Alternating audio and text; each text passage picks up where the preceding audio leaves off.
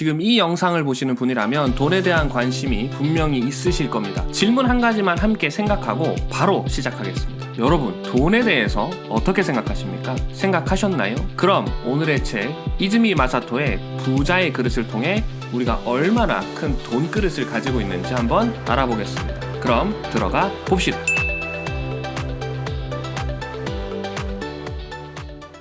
첫 번째로 생각해 볼 것은 신용입니다. 돈은 어디서 생겨나는지에 대해 생각해 보신 적이 있으신가요? 조금 더 정확하게 말하면 내가 얻는 소득은 정확히 어디서부터 오는 것인지에 대해서 생각해 보신 적이 있으십니까? 단순히 한국은행에서 발행한 돈이 통장에 이체되는 거라고 생각하실 수도 있습니다. 하지만 경제 시스템으로 바라보면 돈을 건네준 건 결국 실생활과 관련된 회사, 고객, 부모님, 친구 등 누군가로부터입니다. 여기서 중요한 포인트가 있습니다. 우리에게 돈을 가져오는 건 반드시 자기 자신이 아니라 다른 사람이라는 것이죠. 이게 왜 중요하냐면 결국 남이 나를 어떻게 보는지가 내 통장에 그대로 나타난다는 것입니다. 이것은 곧 신용과 연결됩니다. 간단한 예시로 은행에 대출금리를 들 수가 있습니다. 나에 대해 은행이 어떻게 보느냐에 따라 은행 금리가 결정되는 건 너무나 당연한 것이죠. 하지만 돈과 신용의 관계는 이게 전부가 아닙니다. 돈의 성립 과정 자체가 신용에서부터 시작했습니다. 우리가 중고등학교 때 배웠던 걸 생각해보면 처음에는 사람들이 물물교환으로 거래를 했습니다. 하지만 이 물물교환의 한계는 분명했습니다. 예를 들면 지금 당장 교환할 물품은 없지만 내가 필요해서 얻어야 하는 것은 있는 상황이 생기기 때문이었죠. 그래서 사람들은 약속을 하기 시작했고 그 약속은 증서나 문신 등의 형태였습니다. 그것이 결국 최종적으로 변화한 게 돈이 되는 것이죠. 결국 무슨 말을 하고 싶냐면 우리가 쓰는 돈이 바로 신용 그 자체라는 것입니다. 책에서 저자는 이 내용을 이렇게 정리합니다. 부자는 신용의 힘을 알고 있어. 그래서 반드시 약속을 지키려고 하고 남의 믿음에 부응하려고 하지. 돈은 남으로부터 오는 거니까. 마침내 신용은 커다란 돈을 낳고 그 사람이 가질 수 있는 돈의 크기도 자연히 커져. 그러면 또다시 신용도가 상승하는 구조인 거야. 신용이 있으면 돈이 먼저 다가오지. 그렇다면 이제 우리에게 필요한 건 신용을 얻는 것입니다. 그런데 우리가 신용을 얻으려면 필요한 것이 있습니다. 바로 먼저 다른 사람을 믿는 것이죠. 저자는 이것에 대해서 이렇게 이야기합니다. 자네가 상대를 믿지 않으면 상대도 자네를 믿지 않아. 신용이 돈으로 바뀌면 믿어주는 상대가 있는 것만으로도 재산이 되지. 이런 생각의 근거는 다른 책에서도 찾을 수 있습니다. 밥 프록터의 생각의 시크릿에서도 남을 믿는 것에서부터 성공이 오는 예시를 들고 있습니다. 세상에는 당신의 생각과 아이디어를 실행하고 현실로 옮겨줄 능력과 의지가 있는 사람이 넘친다. 이들에게 도움을 요청하면 그 사람들에게도 자기 강점을 드러내고 공통의 성공에 참여할 기회를 주는 셈이다. 다른 이가 산을 오르는 걸 도와주면 자신도 더 높이 올라갈 수 있다라고 말이죠. 두 번째로 생각해 볼 수 있는 것은 소비입니다. 사람들은 자신의 마음이 가는 곳에 돈을 소비합니다. 조금 더 정확히 말하자면 사람들은 지금 여기서 내가 마음이 가는 곳에 돈을 소비한다는 것입니다. 실존주의 철학자 사르트르는 인간의 본질을 세상과는 다르게 내가 여기 지금 존재하는 것이라고 표현합니다. 그러니까 더더욱 지금 여기서 내가 어디에 돈을 소비하는지가 곧 나의 본질이 될 수도 있는 것이죠. 한번 해볼 만한 실험을 소개해드리겠습니다. 한 달 동안 사용한 카드 영수증을 모아서 가장 믿을 만한 사람에게 보여주는 겁니다. 그럼 그 사람이 나의 식생활과 행동 범위, 취미, 성격까지도 아마 추론할 수 있을 거니까요. 우리가 이렇게 소비한 결과는 모두 하루하루 우리의 사고의 결과들입니다. 즉 어떻게 돈을 대하고 있는지를 말해주는 것이니까요. 여기서 말씀드리고 싶은 건 무조건 아끼고 저축하자를 말하는 것이 아닙니다. 돈을 다루는 법을 알아야 한다는 것이죠.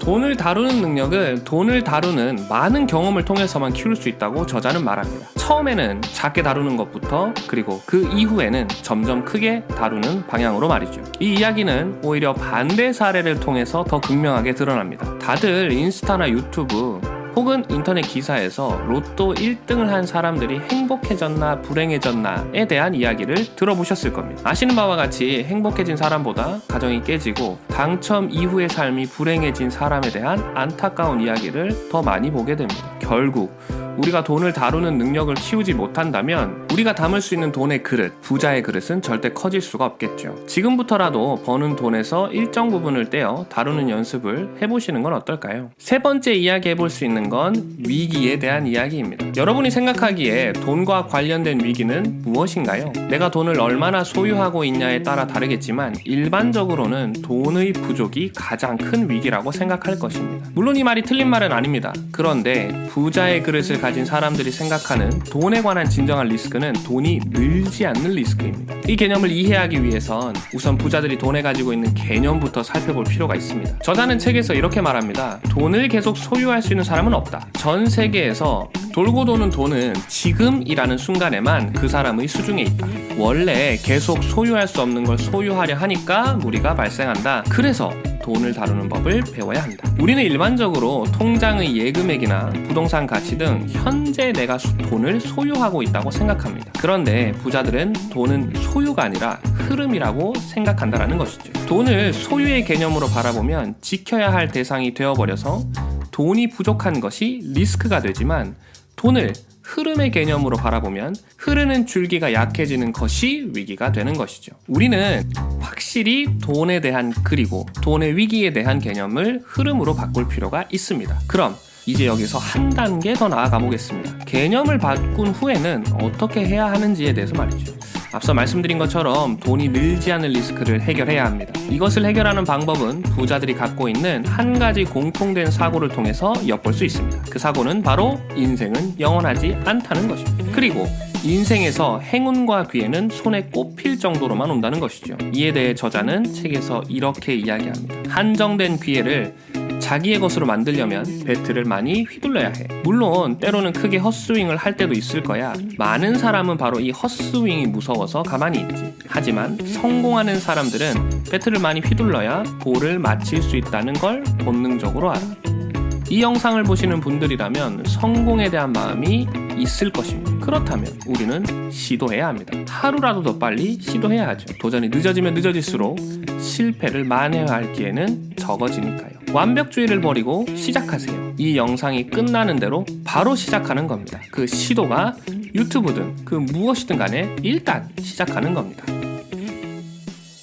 오늘은 이즈미 마사토의 부자의 그릇을 통해 우리의 부자의 그릇은 얼마나 큰지에 대해서 알아봤습니다. 신용이 이렇게 중요한 의미가 있다는 걸 깨우친 책이었던 것 같아요. 책을 꼭 읽어보시기를 추천드립니다. 내용의 전개가 한 실패한 사업가와 느닷없이 찾아온 비범한 노인과의 대화로 이루어져 있어서 읽기가 정말 편하거든요. 저도 처음 읽을 때 거의 1시간 정도 만에 다 읽었던 것 같습니다. 아무튼 한국에서도 잘 하지 않는 이 돈에 대한 개념과 성질에 대한 이야기를 정말 재밌게 풀어낸 책이었습니다. 그럼 저는 다음 시간에 또 재밌고 유익한 지식이 북북 채널만의 정리 영상으로 돌아오겠습니다. 여러분 오늘도 수고하셨어요.